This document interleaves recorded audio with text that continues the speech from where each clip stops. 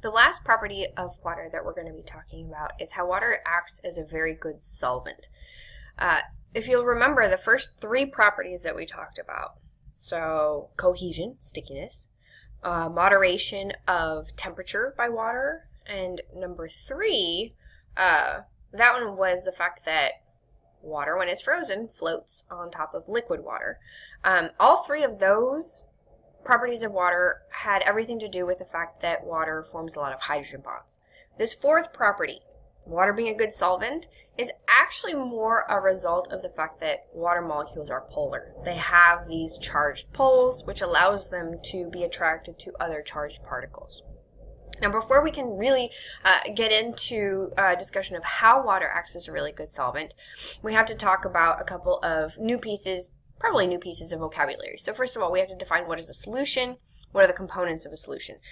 So a solution is going to be defined as a liquid that's a completely homogeneous mixture of substances. Homogeneous means even, right, or well mixed. A solution has to be a liquid, and a solution, for example, is different from a suspension. You could take a glass of water, put sand in it, and you could mix it really, really well so that at least for a minute or two you have a homogeneous mixture in a liquid. But if you let that sit for a while, that suspension is going to settle, right? The sand is going to go to the bottom, and then the liquid is going to be up towards the top.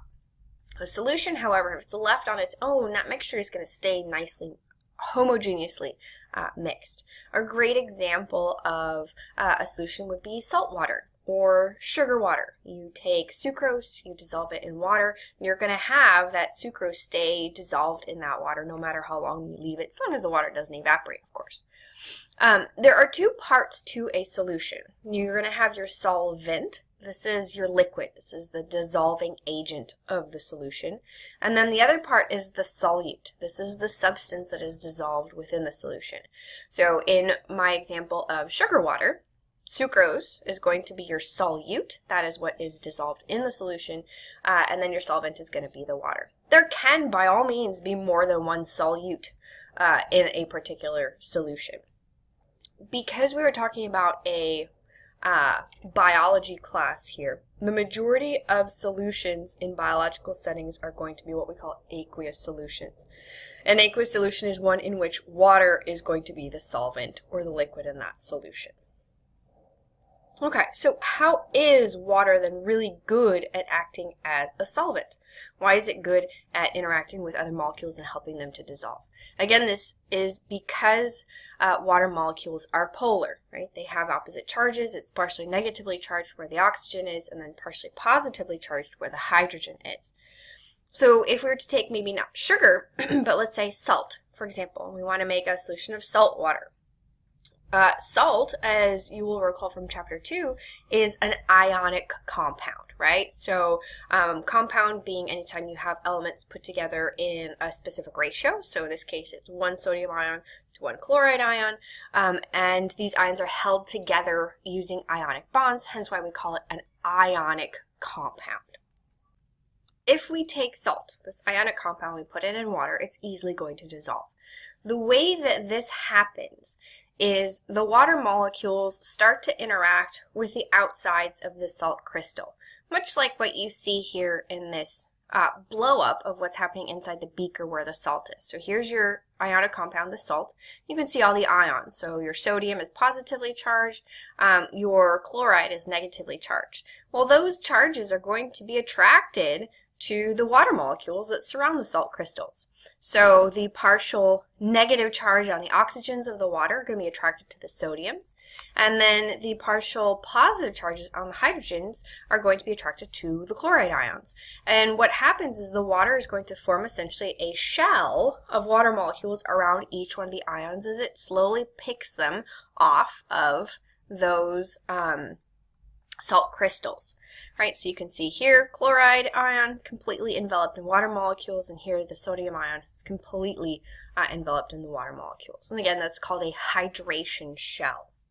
So it's an example of an ionic compound dissolving in water. But water can also dissolve compounds that are made of non-ionic but polar molecules, right? If it's a polar molecule, it's going to have charges at some points within the molecule. If there's a charge, water molecules will be attracted to those charged places. Even really large polar molecules such as proteins can dissolve in water so long as they have pockets of charge, either ionic regions or polar regions that are found within the protein.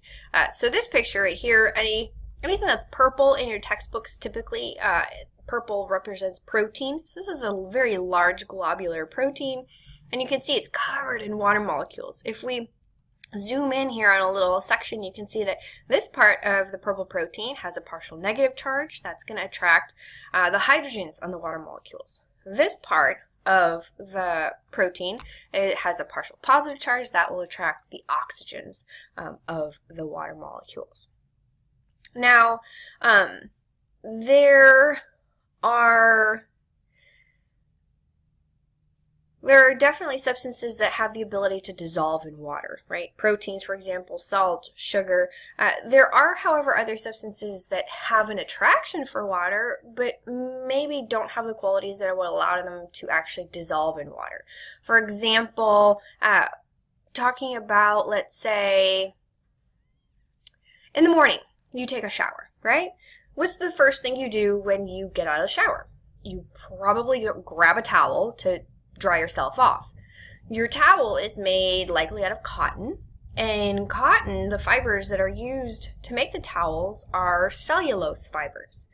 Now, cellulose and those cotton fibers are really good at drying you off because they have an attraction for those water molecules. And yet cellulose doesn't have the ability really to dissolve in water. That'd be really weird, right? You step out of the shower, every day you have to have a new towel because as you dry yourself off, it dissolves in the water. It's too large of a molecule to dissolve in the water, but it still has that attraction for those water molecules because of its structure.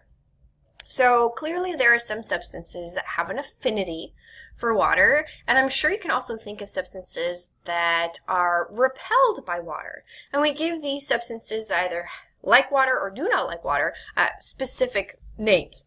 So a substance that is hydrophilic is one that has an affinity for water. I like to think of it hydro for water, and philic likes to affiliate with, likes to hang out with a hydrophilic substance like sugar or salt or cellulose. They have that affinity for water. They're hydrophilic. On the other hand, if you're hydrophobic, hydro, again for water, phobic, think phobia. If you have a phobia, you're afraid of something. So these substances that are hydrophobic are afraid of water. They're not going to want to hang out with water by any means. And I'm sure you can think of a substance that mixes very poorly with water, right? That's oil. No matter how much you shake a bottle that has oil and water in it, eventually those two are going to completely separate out. The oil is going to be up at the top and the water is going to be down at the bottom. Oil does not mix with the water because the bonds in those oil molecules are primarily nonpolar, meaning that the electrons are shared equally. If they're shared equally, there are no pockets of charge. If there are no pockets of charge, there's nothing to attract the water molecules to the oil. And so the water molecules kind of just say, well, I'd rather hang out with my water buddies over here because I have an attraction to them. They have charges, I have charges, I'm going to hang out with them. And so the water really preferentially excludes the oil molecules and they separate. And we're going to spend some time talking about some molecules that have these hydrophobic components to them. They're related to oils, and they're actually the main component of cell membranes. Cells wouldn't exist without these molecules that we're going to study.